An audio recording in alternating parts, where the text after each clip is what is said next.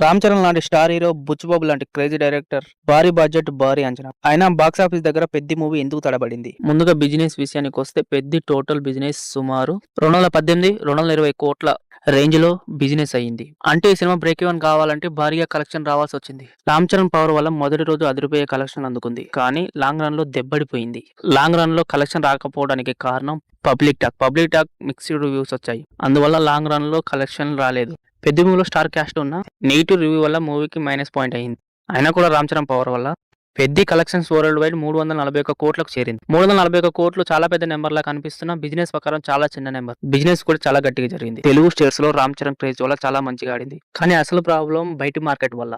ముఖ్యంగా rest of India, overseas లో collection చాలా లోగా వచ్చాయి.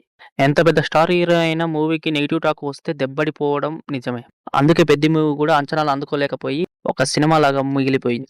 ఇప్పుడు మీ అభిప్రాయం చెప్పండి. పెద్ద మూవీ నిజంగా ఫ్లాపా లేకపోతే హిట్టా?